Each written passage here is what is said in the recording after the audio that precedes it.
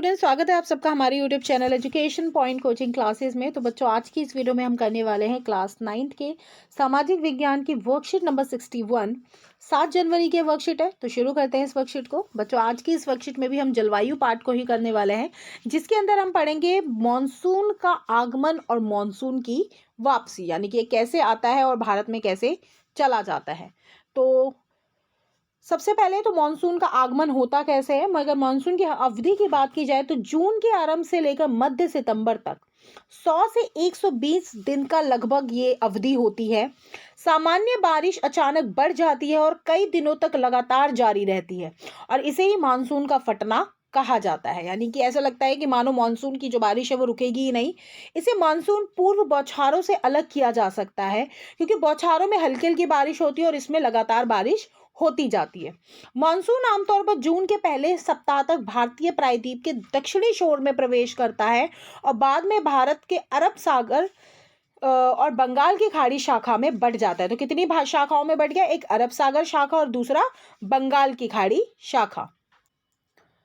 वहीं अरब सागर की शाखा लगभग 10 जून को लगभग 10 दिन बाद मुंबई पहुंच जाती है। तो 10 दिन लगाती है वो मुंबई पहुंचने में।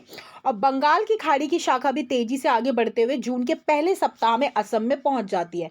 तो एक तरफ मुंबई शाखा पहुंच गई, दूसरी तरफ असम पहुंच गई। ऊंचे पर्वतों के कारण मानसून हवाएं गंगा के मैदानों के ऊपर पश्चिम की ओर मुड़ जाती है और जून के मध्य तक अरब सागर की शाखा सौराष्ट्र, कच्छ और देश के मध्य भाग में पहुंच जाती है। तो यहां से मुंबई से होते हुए गुजरात की तरफ, और यहां से ये पहुंच जाती है गंगा के मैदान की तरफ। तो दोनों तरफ से जो हवाएं हैं वो मानसून की भारत में पहुंच रही हैं। अरब सागर और मानसून की बंगाल की खाड़ी शाखा गंगा के मैदानी इलाकों के उत्तर पश्चिम हिस्से में मिल जाती है, और दिल्ली में आमतौर के जून के अंत तक या जुलाई की शुरुआत में बंगाल की खाड़ी वाली जो बारिश है वो होने लगती है, और जुलाई के मध्य तक मानसून जो होता है वह हिमालय प्रदेश और देश के बाकी हिस्सों तक पहुंच जाता है। वहीं ये एक अपेक्षाकृत क्रमिक प्रक्रिया है, यानी कि धीरे धीरे चलती है, एकदम से बहुत फास्ट नहीं होती है, और बहुत स्टेप बाय स्टेप जो हवाएं हैं वो चलती है। ये सितंबर के शुरू तक भारत के पश्चिमोत्तर राज्य में शुरू होती है। मध्य अक्टूबर तक प्रायद्वीपीय पठार के उत्तरी भाग में पहुंच से पीछे हटने लगती है, और प्रायद्वीप के दक्षिणी आधे हिस्से में वापसी काफी तेजी से होती है। जितनी क्रमिक तरीके से जाती है, वापसी बहुत जल्दी करती है, और दिसंबर की शुरुआत तक देश के बाकी हिस्से में मानसून वापस चला जाता है। और मानसून की वापसी उत्तर से दक्षिण की ओर दिसंबर के पहले सप्ताह से लेकर जनवरी के पहले सप्ताह तक हो जाती है। यानी कि जो वापसी है वो हो जाती है। आप देख सकते हैं कैसे हवाएं आती हैं। एक हवा यहाँ से आती है, एक हवाएं यहाँ से एंटर करके पूरे मैदान में जाती हैं, और इनकी वापसी ऐसे वापसी हमारी दक्षिण की तरफ हो जाती है। वहीं प्रश्नों की बात करें तो सबसे पहले भारतीय मानसून की विशेषताएं बताइए। तो अगर भारतीय मानसून की अवधि और विशेषताओं की बात करें तो जून के आरंभ से लेकर मध्य सितंबर तक लगभग 100 से 120 दिन तक हमारा मानसून रहता है। और इसकी जो 2 शाखाएं होती हैं, एक अरब शाखा है, दूसरी बंगाल की खाड़ी शाखा है, और दोनों ही शाखाएं पूर्णतः पूरे भारत के अंदर फैलती हैं, और लगभग दिसंबर से जनवरी तक इनकी जो मानसून की वापसी है वो हो जाती है। तो यही पूरी विशेषताएं हैं।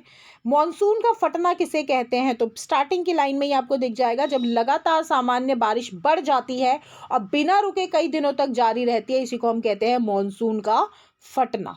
प्रश्न तीसरा, भारतीय मानसून को किन 2 शाखाओं में बांटा जाता है? तो बेटा अभी हमने पढ़ा है कि भारतीय मानसून को 2 शाखाओं में बांटा जाता है।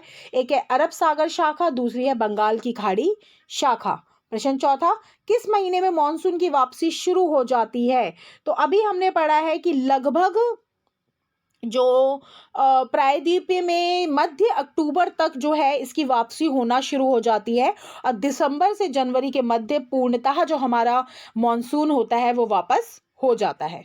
तो इसी के साथ आज की वर्कशीट हमारी पूरी होती है। मिलते हैं नेक्स्ट वीडियो में, तब तक पढ़ाई जारी रखिए। Thank you so much.